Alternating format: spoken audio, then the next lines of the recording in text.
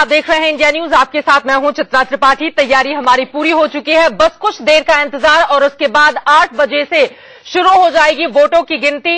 India news आपको दिखाएगा ऊपर झारखंड के नतीजे। झारखंड के 81 विधानसभा सीटों के लिए वोटिंग हुई है और उसमें बीजेपी, कांग्रेस, झारखंड मुक्ति मोर्चा, जेवीएम और अदर्स को कितनी सीटें जाती हैं, रुझान क्या कहते हैं, इसका पूरा हम विश्लेषण करेंगे। इसके अलावा जम्मू और कश्मीर की 87 सीटों पर जो वोटिंग हुई है उसमें किस पार्टी को रुझानों के अनुसार उसकी स्थिति क्या है और सीटों में जैसे जैसे वो कन्वर्ट होता जाएगा उसके मायने क्या है, इस पर विस्तार से पूरे दिन आज हम बताते रहेंगे। लेकिन शुरुआत इस वक्त की सबसे बड़ी खबर के साथ हम करेंगे। सिर्फ 1 घंटे का और इंतजार। 1 घंटे के बाद वोटों की गिनती का काम शुरू हो जाएगा। जम्मू कश्मीर, झारखंड में वोटों की गिनती आज होनी है। दोनों ही राज्यों में सुबह 8 बजे से शुरू होगी मतगणना। एक तरफ जहां हेमंत सोरेन जो कि मुख्यमंत्री झारखंड के, उनकी किस्मत दांव पर, तो दूसरी तरफ उमर अब्दुल्ला। माना यही जा रहा है कि दोनों ही राज्यों में जबरदस्त बदलाव इस बार देखा जाएगा। और सबसे बड़ा सवाल है प्रधानमंत्री नरेंद्र मोदी को लेकर, जिन्होंने इन दोनों ही राज्यों में की हैं ताबड़तोड़ चुनावी रैलियां। मोदी मैजिक क्या एक बार फिर से दिखेगा? क्योंकि एग्जिट पोल के नतीजे कुछ इसी ओर, कम से कम झारखंड में बीजेपी की बहुमत के साथ सरकार बनाने की स्थिति को साफ कर रहे हैं, जबकि जम्मू कश्मीर में माना यह जा रहा है कि बीजेपी दूसरी सबसे बड़ी पार्टी बनकर उभरेगी।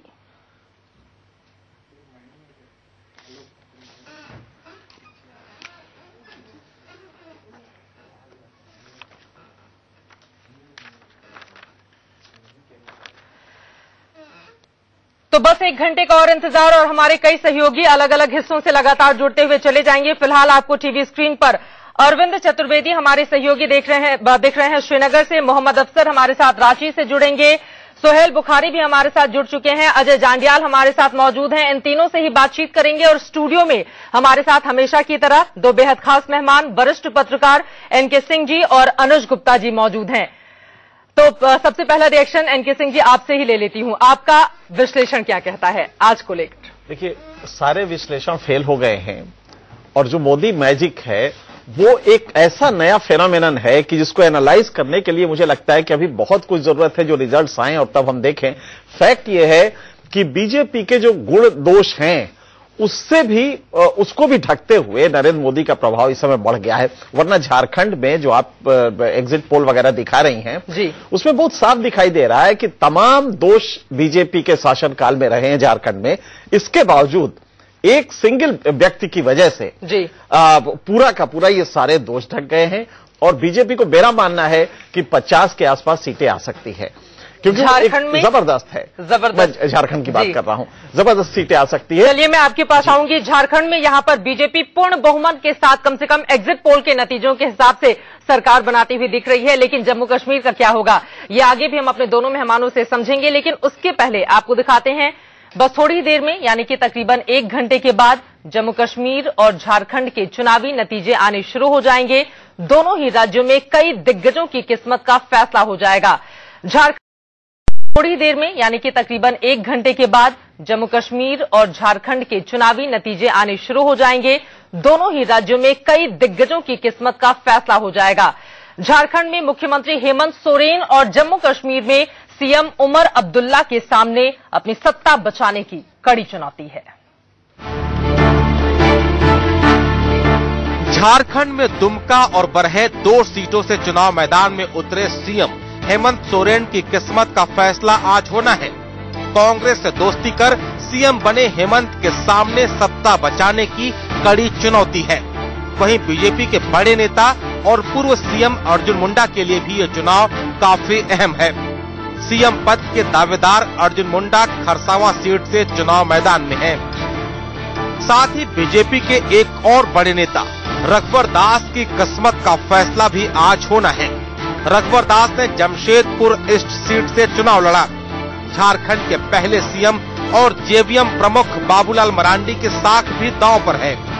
वो धनवार और गिरिडीह 2 सीटों से किस्मत आजमा रहे हैं। इनके अलावा झारखंड में निर्दलीय मुख्यमंत्री बनने का रिकॉर्ड बनाने वाले और भ्रष्टाचार के मामले में फंसे मधु कोड़ा मझगांव सीट से मैदान में हैं। जेवीएम को छोड़ जेएमएम का दामन थामने वाले स्टीफन मरांडी की साख भी दांव पर है। स्टीफन ने महेशपुर सीट से चुनाव लड़ा।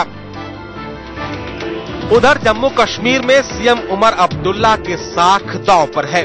उमर सोनवार और बीरवाह 2 सीटों से किस्मत आजमा रहे हैं। वहीं पीडीपी के सीएम पद के उम्मीदवार मुफ्ती मोहम्मद सईद की किस्मत का फैसला भी आज होना है। सईद अनंतनाग सीट से मैदान में है। अलगाववादी से राजनेता बने सज्जाद लोन की साख भी दांव पर है। लोन ने हंदवाड़ा सीट से विधानसभा चुनाव लड़ा। सज्जाद लोन के सामने नेशनल कॉन्फ्रेंस के उम्मीदवार चौधरी मोहम्मद रमजान हैं। वोटिंग के दौरान पोलिंग ऑफिसर से मारपीट को लेकर चर्चा में आई बीजेपी उम्मीदवार हिना भट्ट की किस्मत का फैसला भी आज हो जाएगा। हिना आमिरा कदाल सीट से किस्मत आजमा रही हैं। Bureau report, India news. जबरदस्त बदलाव माना ये जा रहा है, इस बार देखने को मिलेगा इन दोनों ही राज्यों में। हमारे साथ तमाम सहयोगी भी जुड़े हुए हैं। सीधे रुख करते हैं श्रीनगर का, और श्रीनगर में हम देख पा रहे हैं अरविंद को काफी ज्यादा वहां पर ठंड पड़ रही है, लेकिन राजनीतिक पारा दिन चढ़ने के साथ ही गर्माता हुआ चला जाएगा। वहां के समीकरण इस वक्त किस तरह की कहानी बयां कर रहे हैं अरविंद?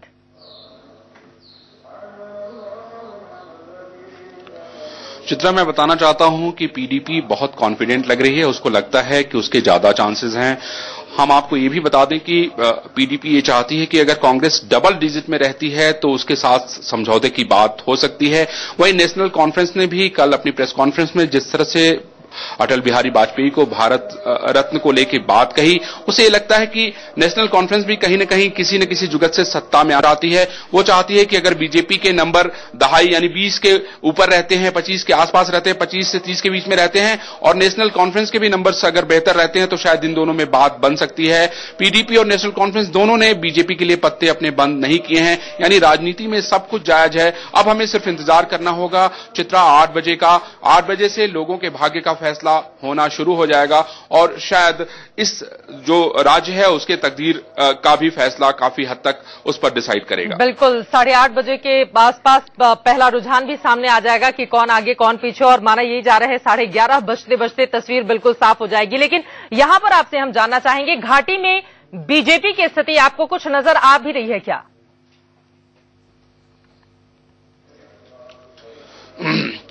चित्रा, घाटी में बीजेपी की स्थिति बहुत अच्छी नहीं रही है। अगर यहां पर वो कुछ सीटें लेते हैं तो शायद उनके लिए बहुत अच्छी रहेगी, लेकिन फिलहाल कल हमारी बहुत सारे लोगों से ऐसी बातचीत हुई है तो बहुत सारी मतलब मुझे ऐसा नहीं लगता है कि घाटी में बीजेपी अपनी कोई छाप छोड़ पाएगी, क्योंकि नरेंद्र मोदी ने यहां पर रैलियां तो जरूर की हैं, ललकारा भी है, लेकिन वो नंबर में कन्वर्ट हो पाएंगे इस पे थोड़ा कहीं ना कहीं संदेह लग रहा है। लोगों को आशा जरूर है कि उनके कुछ नंबर घाटी में भी आ सकते हैं। बिल्कुल, बीजेपी के लिए तो बहुत मुश्किल स्थिति ये रही है। उम्मीदवार भी बड़ी मुश्किल से खोजने को मिलते थे, लेकिन इस बार कम से कम पहले से बेहतर स्थिति में बीजेपी, लेकिन घाटी में बहुत ज्यादा उम्मीदें बीजेपी को नहीं है। सीधे रुख करेंगे जम्मू का, अजय जांडियाल हमारे साथ जुड़े हुए हैं। अजय, कम से कम जम्मू को लेकर बीजेपी पूरी तरह से आश्वस्त दिखाई दे रही है, इसके पीछे वजह क्या है?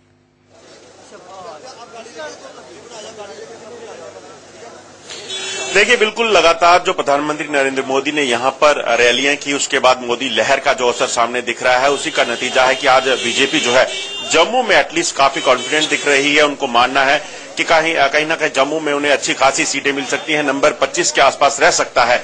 इसीलिए जो है बीजेपी बड़ी कॉन्फिडेंट है, और ऐसा जो आंकड़े भी बता रहे हैं। यहां की अगर बात की जाए तो आपको बता दूं कि बीजेपी पहले 11 सीटें जीत चुकी है।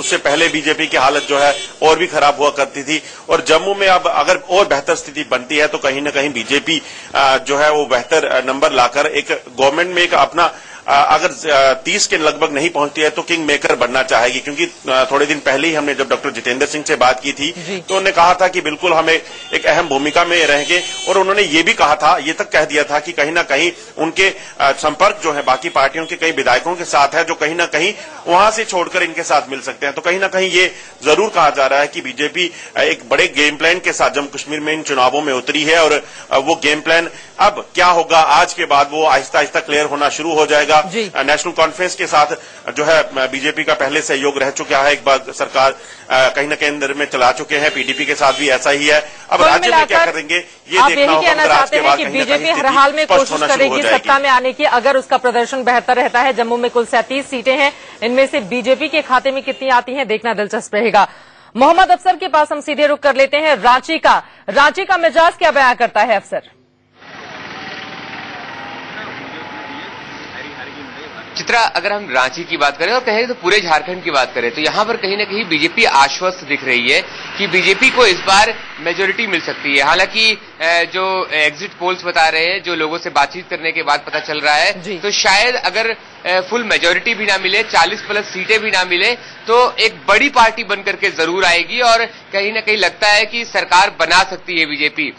बस 8 बजे का इंतजार है। 8 बजे सबसे पहले पोस्टल बैलेट खोले जाएंगे और उसके बाद फिर डिब्बों की काउंटिंग शुरू होगी। 2-3 घंटे में ही सब कुछ क्लियर हो जाएगा। बस सिर्फ 8 बजे का इंतजार है और कहीं ना कहीं बीजेपी सचमुच में इस बार आश्वस्त दिख रही है, क्योंकि जिस तरह से हमने अपने वोट यात्रा में और लोगों से बातचीत करने के दौरान, अपने पूरे वोटिंग के दौरान लोगों से बात की थी, तो सब लोग एक बदलाव चाह रहे थे और सबसे बड़ी बात थी कि स्टेबिलिटी की बात कर रहे थे।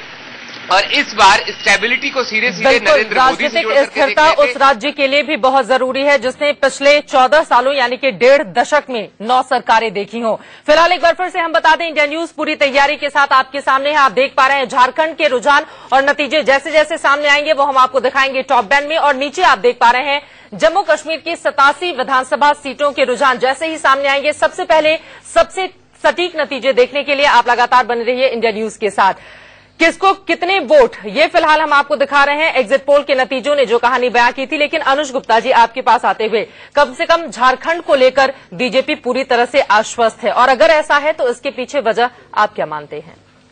वजह देखिए, नरेंद्र मोदी जी के कारण लोकसभा चुनाव में जो लहर भाजपा की झारखंड राज्य में बनी, पूरे पूर्वी हिंदुस्तान को देखेंगे तो सबसे शानदार प्रदर्शन उसका वहीं हुआ था।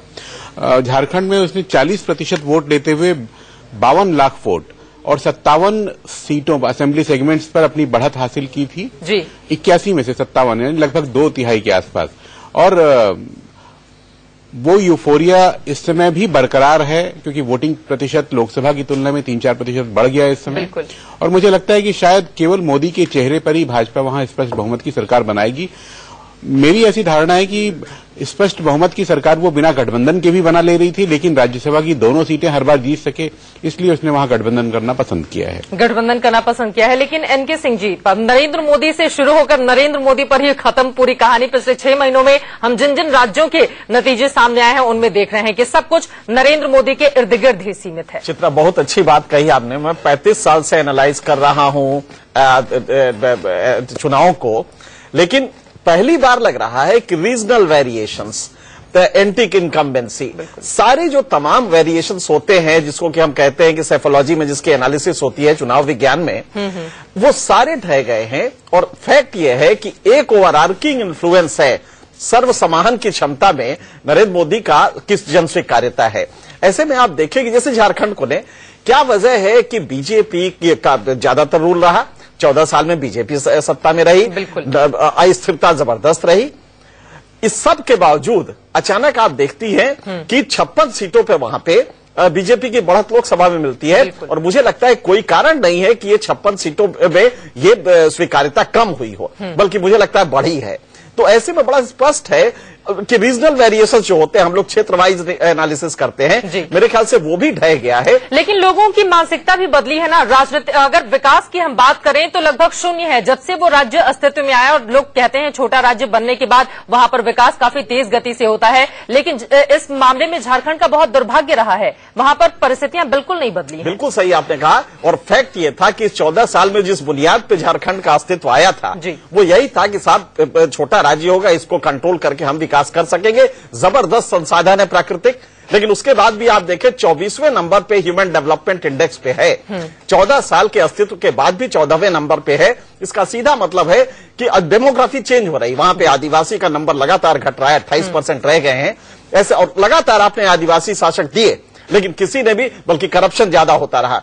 तो बहुत सीधी सी बात है कि आदिवासी भी ये बात समझ रहा है कि विकास हमें बेवकूफ बनाया जा रहा है, विकास नहीं हो रहा। ऐसे में जब वो देखता है तो एक वर्ग है जो नरेंद्र मोदी का सपोर्टर है समाज में, एक वर्ग है जो नहीं सपोर्ट करता है। लेकिन जो नहीं सपोर्ट कर रहा है उसकी मजबूरी यह है कि वो जाए किधर ये उसे नहीं मालूम है, क्योंकि कांग्रेस एक सुषुप्तावस्था में है। बाकी जो पार्टियां हैं एक रैली कर सकती थी, आपस में मिल सकती थी, लेकिन अपोजिशन यूनिटी इंडेक्स अगर आप देखें तो बिल्कुल जीरो है। लिहाजा जो मोदी का वर्चस्व है लगातार इलेक्टोरल टर्म्स में अगर आप देखें तो सीटों में कन्वर्ट हो जाता है, जबकि दूसरी तरफ नहीं होता। बिल्कुल सही कहा आपने। हम सीधे एक बार फिर से श्रीनगर का रुख कर लेते हैं। अरविंद चतुर्वेदी हमारे साथ बने हुए हैं। अरविंद, एक बात बताइए, लोकसभा चुनावों की तुलना में अगर हम बात करें विधानसभा की तो जबरदस्त हमने देखा है वोटिंग इस बार, और लोग घरों से बाहर निकल मतदान करते हुए दिखाई दिए।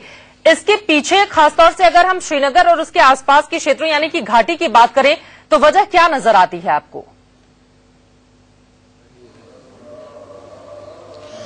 चित्रा, अगर हम घाटी की बात करें तो कल हमारी कई लोगों से इस विषय को लेकर बातचीत हुई। तकरीबन हम ये कह सकते हैं कि 1987 के बाद इस तरह की वोटिंग यहां पर देखने को आई है। यहां पर यह कहा जा रहा है, जो दूसरी दलों के नेता हैं, जो आम जनता है, वो ये कह रहे हैं कि बीजेपी को सत्ता से बाहर रखने के लिए इस तरह की वोटिंग सामने आई है। ऐसा कहा जा रहा है क्योंकि यहां पर पीडीपी की स्थिति बहुत बेहतर है, और ये आप जान लीजिए कि बीजेपी को सत्ता से बाहर रखने के लिए पीडीपी किसी से भी हाथ मिला सकती है सिवाय नेशनल कॉन्फ्रेंस को छोड़ के, लेकिन ऑप्शंस बहुत कम है। जिस तरह से एनके सिंह कह रहे हैं कि जो विपक्षी दल हैं उनमें कहीं एका नहीं दिखा, कांग्रेस भी यहां पर अलग थलग थी। उसके नंबर्स कितने आते हैं, क्योंकि पिछली बार उनके 17 नंबर थे, पीडीपी के 21 थे और बीजेपी के 11 थे। चित्रा, तो ऐसे में बड़ा महत्वपूर्ण हो जाता है कि जम्मू में अगर बीजेपी 30 सीटें अगर लेके आती है और घाटी में भी अगर उसको कुछ सीटें मिलती हैं, अगर ऐसी उम्मीद जताई जा रही है, तो बीजेपी जो है वो गेम चेंजर के रूप में सामने आ सकती है, एक बड़ी पार्टी के रूप में आ सकती है। लेकिन फिलहाल यहां पर जो हमारी बातचीत हुई, कल हम लोगों ने जो दिन भर कवायद की है, वो पीडीपी की यहां पे बढ़त दिखाई पड़ रही है, खासतौर पे कम से कम घाटी में पीडीपी की बढ़त, लेकिन जम्मू क्षेत्र में बीजेपी, और इसी वजह से अगर किंग नहीं तो किंग मेकर की भूमिका निभा सकती है बीजेपी। क्या इसकी भी तैयारी हो रही है? इस पर चर्चा और इंतजार, और उसके बाद वोटों की गिनती शुरू हो जाएगी। 8:30 बजे तक पहला रुझान होगा सामने, 11:30 बजे तक तस्वीर साफ हो जाएगी झारखंड और जम्मू कश्मीर की। हमारे साथ हमारे सहयोगी और खास मेहमान स्टूडियो में जुड़े हुए हैं। रेणु जी, आपका रुख करते हुए झारखंड की तस्वीर आपको कैसे दिखाई देती है, और जम्मू कश्मीर में बीजेपी आपको नजर कहां पर आ रही है? देखिए, झारखंड में जो है, माफ कीजिएगा रोकना पड़ रहा है। इस वक्त हमारे साथ जम्मू कश्मीर के बीजेपी अध्यक्ष जुगल किशोर शर्मा जी फोन लाइन पर जुड़ चुके हैं। जुगल जी, जम्मू कश्मीर में बीजेपी कितनी सीटें ला रही है आज? ऐसा है, देखिए अभी नतीजे आना शुरू हो जाएंगे जी। भारतीय जनता पार्टी को पूरी उम्मीद है कि हम 44+ का मिशन जो है वो पूरा करेंगे। 44+ यानी कि बीजेपी अपने बलबूते वहां पर सरकार बनाने जा रही है, आप ये कहना चाहते हैं? बिल्कुल, मैं यही कहना चाहता हूं कि भारतीय जनता पार्टी अपने बलबूते पर यहाँ पर सरकार बनाने जा रही है। अगर कुछ सीटें कम भी पड़ गई, कुछ इंडिपेंडेंट पत्रकार लोग हमेशा शक करते रहते हैं। एक मान लीजिए कि संशय हो कि बीजेपी फुल मेजॉरिटी में नहीं आती है, जिसे हम एब्सोल्यूट मेजॉरिटी कहते हैं, तो ऐसे में आप किसके साथ सरकार बनाना पसंद करेंगे? ऐसा है कि अभी तक ऐसी कोई संभावना नहीं है कि बीजेपी बहुमत की ओर नहीं बढ़ेगी। बीजेपी, भारतीय जनता पार्टी जो है वो बहुमत की ओर आगे बढ़ेगी, लेकिन कुछ ऐसे लोग जो भारतीय जनता पार्टी को सहयोग करना चाहते हैं, लेकिन अभी तक ये तय नहीं किया गया और ना ही भारतीय जनता पार्टी ने कोई ऐसी सोच बनाई है। वैसे सुनने को आ रहा है कि पीडीपी भी ऐसी सोच रख रही है, एनसी भी ऐसी सोच रख रही है, लेकिन अभी तक हमारी किसी से बात नहीं हुई, ना ही हमने किसी से बात की है। पीडीपी की सोच कैसी है? क्या वो बीजेपी को समर्थन देने के बारे में सोच रही है, आप ये कहना चाहते हैं? ऐसा है, कल लोग कह रहे थे कि पीडीपी जिस तरह की भाषा बोल रही है, इससे लग रहा है कि भारतीय जनता पार्टी के साथ वो सरकार बनाना चाहती है, लेकिन हमारी ऐसी कोई सोच नहीं है, ना ही हमने किसी से ऐसी बात की है। अभी तक भारतीय जनता पार्टी यही सोच लेकर चली है कि भारतीय जनता पार्टी अपने बलबूते पर जम्मू कश्मीर में सरकार बनाई। अगर मान लीजिए कि आपके पूरे अगर 44 कमल नहीं खिलते हैं जम्मू कश्मीर में, लेकिन किंग मेकर की भूमिका में तो आप रहेंगे, ऐसे में सपोर्ट किसको करेंगे? पीडीपी को कर दिया जाएगा समर्थन, इस तरह की उम्मीद की जाए? ऐसा है, थोड़ा सा अगर आप इंतजार करेंगे तो अभी नतीजे जो है वो आना शुरू हो जाएंगे और आपको पता चल जाएगा कि भारतीय जनता पार्टी जो है वो सरकार बनाने के लिए आगे बढ़ गया है। लेकिन अभी तक हमने कोई ऐसी सोच नहीं बनाई है कि हम पीडीपी से कोई समर्थन लेंगे या एनसी को कोई समर्थन लेंगे। ये जो निर्णय है, ये निर्णय जो है वो हमारा पार्लियामेंट बोर्ड जो है वो करेगा। ये हम जहां बैठकर कोई निर्णय नहीं करेंगे। नहीं जुगल किशोर जी, लेकिन एक सवाल का जवाब मैं आपसे चाहूंगी। घाटी में बीजेपी की राह बड़ी मुश्किल है, वहां पर अपने आप को बीजेपी कहां देख रही है? घाटी में भी भारतीय जनता पार्टी ने पहली बार इस तरह का माहौल जो है वो बनाया है। लोग खुलकर सामने आए हैं, लोगों ने भारतीय जनता पार्टी को समर्थन किया है।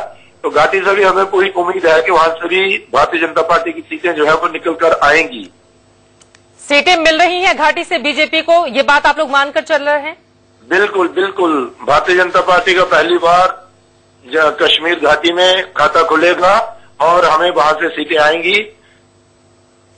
अगर मान लीजिए, अगर मैं लगा रही हूं, क्योंकि ऐसा संभव होता हुआ एग्जिट पोल के नतीजों से फिलहाल नहीं दिखाई दे रहा है, बीजेपी अगर सरकार बनाने जाती है तो मुख्यमंत्री कौन होगा जम्मू कश्मीर का? ऐसा है कि बीजेपी का मुख्यमंत्री कौन होगा ये विधायक दल की बैठक में तय किया जाएगा। जब विधायक बैठेंगे तभी भारतीय जनता पार्टी के विधायक तय कर पाएंगे कि भाई मुख्यमंत्री कौन होगा। लेकिन भारतीय जनता पार्टी से होगा ये तय है। भारतीय जनता पार्टी से होगा ये तय है कहा जा रहा है, और बार बार इस तरह के नारे भी बीच में बुलंद हो रहे थे बीजेपी की ओर से कि हिंदू मुख्यमंत्री होगा। नाम तय हो चुका है क्या? ऐसा है। जुगल किशोर जी तक शायद ये सवाल नहीं पहुंच पाए हैं। फिलहाल के लिए हमारे साथ जुड़े हुए थे जुगत किशोर शर्मा, जो कि जम्मू कश्मीर बीजेपी के अध्यक्ष हैं। उनकी ओर से यही कहा गया है कि बीजेपी अपने बलबूते जम्मू कश्मीर में सरकार बनाने जा रही है, लेकिन उनकी बात में कितना दम है इसका विश्लेषण करेंगे एक छोटे से ब्रेक। आप देख रहे हैं इंडिया न्यूज, आपके साथ मैं हूं चित्रा त्रिपाठी, और सिर्फ आधे घंटे का और इंतजार और उसके बाद शुरू हो जाएगी जम्मू कश्मीर के साथ ही झारखंड में वोटों की गिनती भी। इंडिया न्यूज पूरी तैयारी के साथ आपके सामने है। आप हमारी टीवी स्क्रीन पर देख पा रहे हैं टॉप बैंड में, यानी कि झारखंड की 81 विधानसभा सीटों के जैसे जैसे रुझान आएंगे वो हम आपको दिखाएंगे। बीजेपी प्लस कितने पर, कांग्रेस की स्थिति क्या रहती है, झारखंड मुक्ति मोर्चा जिसने 2009 में 18 सीटें जीती थी, इस बार उसके आंकड़े बढ़ते हैं या घटते हैं, झारखंड विकास मोर्चा और अन्य के खाते की स्थिति क्या है, ये हम आपको सबसे तेज सबसे सटीक अंदाज में दिखाएंगे। वहीं जम्मू कश्मीर की 87 विधानसभा सीटों पर हुई है वोटिंग, वहां पर बीजेपी, कांग्रेस, पीडीपी, एनसी और अदर की स्थिति क्या होती है वो भी आपके सामने रखेंगे। लेकिन उसके पहले ये दिलचस्प तस्वीरें देखिए। रांची में बीजेपी के दफ्तर में अभी से जश्न की तैयारी शुरू हो गई है। सुबह से ही पार्टी दफ्तर में लड्डू बन रहे हैं। बीजेपी पूरी तरह से आश्वस्त है झारखंड को लेकर कि अपने बलबूते पहली बार बहुमत के साथ झारखंड में वो सरकार बनाने जा रही है। इसके पहले की अगर हम बात करें, यानी कि 2005 की स्थिति, तो उस समय 63 सीटों पर बीजेपी ने चुनाव लड़ा था, 30 सीटें जीती थी। 2009 में उसके खाते में 18 सीटें आई थी, जबकि हाल ही में लोकसभा चुनावों के दौरान की बात करें तो तकरीबन 56 सीटों पर लीड ले रही थी बीजेपी, और वही स्थिति या उसके आसपास माना जा रहा है कि इस बार यानी कि आज हमें देखने को मिल सकते हैं। क्या वास्तव में पूरी तरह से मुंह मीठा होने जा रहा है बीजेपी का? कम से कम जिस तरह से तैयारियां चल रही हैं वो इसी ओर इशारा कर रहे हैं। हमारे साथ तमाम खास मेहमान, रेणु जी आपको बीच में रोकना पड़ रहा था, इतनी ज्यादा आत्मविश्वास से लबरेज है बीजेपी, और देख पा रही हैं आप कम से कम 2500-3000 लोगों के लिए लड्डू बनाने की वहां पर तैयारी। पूरी तरह से बहुमत आने जा रहा है बीजेपी का झारखंड में। देखिए, अगर बहुमत नहीं तो बहुमत के बहुत करीब बीजेपी आ सकती है। जो झारखंड से लोगों के लिए लड्डू बनाने की वहां पर तैयारी, पूरी तरह से बहुमत आने जा रहा है बीजेपी का झारखंड में। देखिए, अगर बहुमत नहीं तो बहुमत के बहुत करीब बीजेपी आ सकती है। जो झारखंड से रिपोर्ट्स आ रही हैं वो ये कह रही हैं कि जरूर सिंगल लार्जेस्ट पार्टी बीजेपी होगी।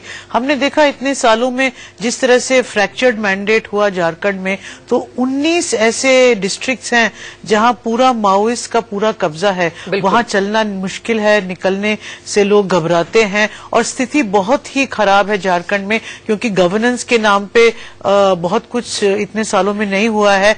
पार्टीज एक दूसरे गिरती रही, सरकारें बनती रही, और ये जो फ्रैक्चर्ड मैंडेट हुआ इसको लेके ये सब नतीजा हुआ। बहुत ज्यादा गवर्नेंस पे जोर नहीं रहा, वहां पर लोग अपनी अपनी पार्टीज को इकट्ठा रखने में और सरकार को बचाने में लगे रहे।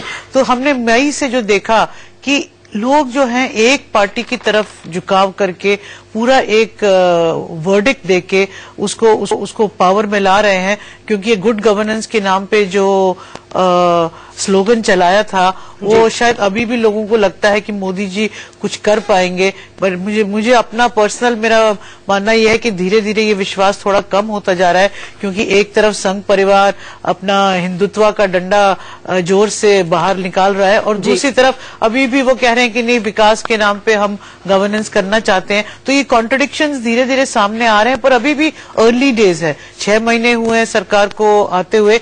पर एक जरूर मेरे ख्याल में लोग चाहेंगे कि एक प्रॉपर सरकार बने, पूरा मैंडेट मिले, ताकि कोई एक्सक्यूज ना रहे कि कई गवर्नेंस पे हम नहीं कर पाए, क्योंकि लोग जो है वो परेशान है। माओइस्ट का एक बहुत बड़ा प्रॉब्लम है वहां, लॉ एंड ऑर्डर का, और ये सब इश्यूज जो है, और क्योंकि हर डिस्ट्रिक्ट में देखिए वहां अलग अलग प्रॉब्लम्स हैं। ये छोटी स्टेट है, बहुत अच्छी रिच स्टेट है, पर उसके बावजूद भी बहुत पिछड़ापन है वहां पर, और ये मेरे ख्याल में ये लोग चाहते हैं कि इस सिचुएशन से बाहर निकल पाए। बिल्कुल सही कहा आपने, और दुर्भाग्य इस राज्य का ये भी रहा है कि पहली बार इस देश में ऐसा हुआ है कि जब सिर्फ 5 निर्दलीय विधायकों के साथ मधु कोड़ा ने सरकार बनाई और पूरी की पूरी कैबिनेट को जेल जाना पड़ा था भ्रष्टाचार के आरोपों के तहत। लेकिन अनुज गुप्ता जी, महत्वपूर्ण यही है, इस बार विकास के वायदे के साथ बीजेपी आगे बढ़ रही है और जनता उस पर भरोसा भी दिखा रही है। लेकिन सबसे बड़ा सवाल, इस बीच कांग्रेस कहां खो गई है, उसकी तो अब चर्चा भी नहीं होती।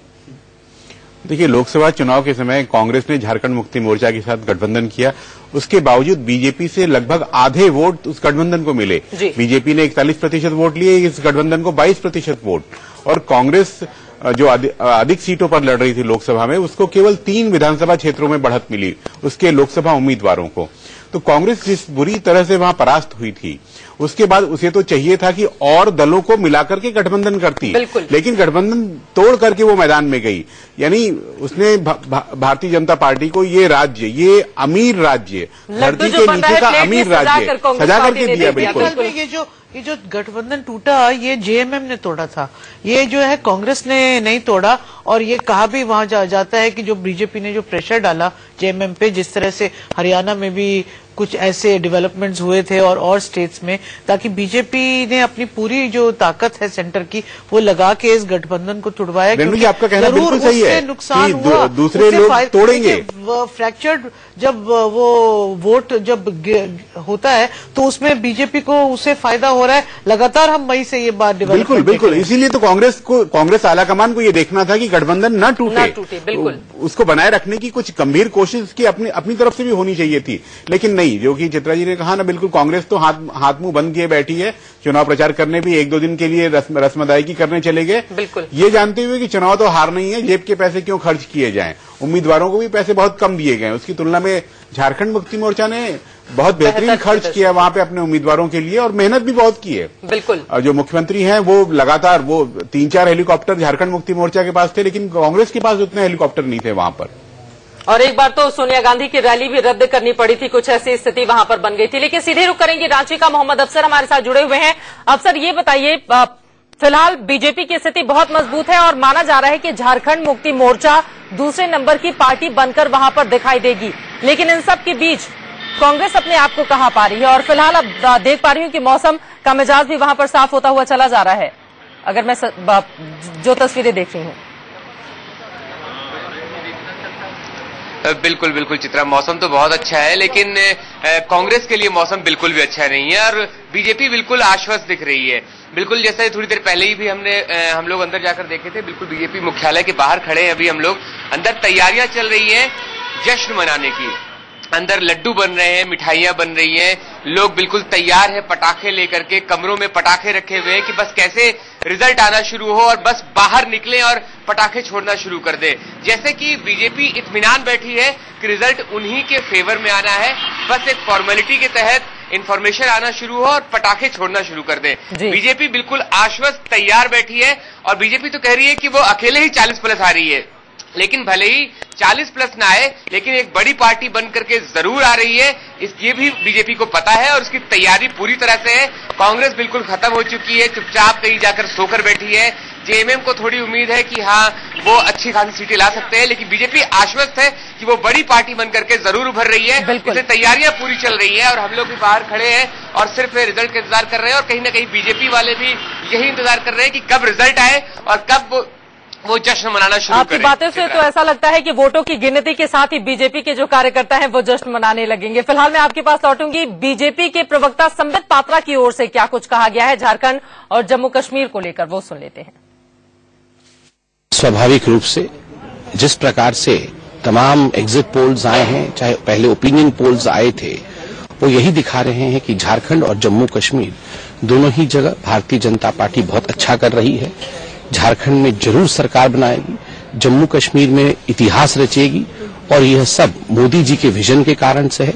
जिस प्रकार से उनके विजन को लेकर जनता में एक आतुरता है, जनता में एक चाहत है और जनता चाहती है कि इन राज्यों में जहां काम नहीं हुआ है वहां मोदी जी के विजन को लेकर काम हो। संबित पात्रा को एनके सिंह जी आपने सुना और इस बात में वास्तव में सच्चाई है। नरेंद्र मोदी जो बातें कह रहे हैं जनता उस पर भरोसा जता रही है और शायद यही वजह है कि अभी तक सभी पार्टियां एकजुट अगर हो भी जाएं तो भी वो बीजेपी या फिर नरेंद्र मोदी का सामना इस वक्त नहीं कर पा रही है। नहीं, अगर एकजुट हो जाए तो ये पूरा सीन बदल जाएगा। जैसे बिहार के उपचुनावों में हमने देखा था। अपोजिशन इंडेक्स देखिए, नरेंद्र मोदी को पिछले चुनाव में, आम चुनाव में 31% ही वोट मिले हैं। रेट ऑफ रिजेक्शन काफी ज्यादा रहा है, 1:2 का रेशियो है। अगर एक ने वोट दिया है, आप देखिए 10 आदमी जिन्होंने मतदान किया उसमें सिर्फ 3 ने बीजेपी को वोट दिया है। तो अगर अपोजिशन यूनिटी इंडेक्स 100% होता तो चीजें ऐसी ना होती और तब विश्वास भी लोगों का आता है कि नहीं, एक विकल्प हमारे सामने है। तो एक तो कांग्रेस विकल्पहीनता की स्थिति में मतलब एक पूरी तरह से डाल दिए हैं कांग्रेस ने, बिल्कुल, लिहाजा वो कारण है। और फिर सबसे बड़ी बात है कि मोदी की जन स्वीकार्यता, शुद्ध विकास, एक भ्रष्टाचार वगैरह वगैरह जो चीजें हैं उसको लेके है। ये ठीक है कि उसको डाइवर्ट कर रही है, संघ परिवार कर रहा है जी। एक बात और भी है कि हम एनालाइज करते हैं, चूंकि एडवर्सेरियल डेमोक्रेसी का फॉर्मेट है तो हम क्रिटिसाइज जरूर करते हैं कि सरकार ने ब्लैक मनी नहीं लाई, ये किया वो, 6 महीने में कुछ नहीं हुआ। फैक्ट ये है कि अभी भी जनता में, ये हमारा काम है करना, हम क्रिटिसाइज करना, ये किसी भी गवर्नमेंट को हम क्रिटिसाइज ही करते हैं, उसकी तारीफ नहीं करते, तारीफ जनता करती है। बिल्कुल, जनता में जन स्वीकार्यता मोदी की पिछले 6 महीने में कतई नहीं घटी है। जब तक टेंजिबल रिजल्ट्स आने या ना आने शुरू होंगे तब तक मुझे लगता है कि जन स्वीकार्यता रहेगी। और ये काउंटिंग बूथ की तस्वीरें हम दिखा रहे हैं। देखिए सुबह सुबह कितनी ज्यादा ठंड है, लेकिन शॉल ओढ़े, मफलर लगाए, सिर पे टोपी पहने लोग निकल गए हैं। सभी को उत्सुकता है कि आखिर किसकी बनने जा रही है सरकार झारखंड और जम्मू कश्मीर में। इन्हीं तस्वीरों के साथ रुकेंगे एक छोटे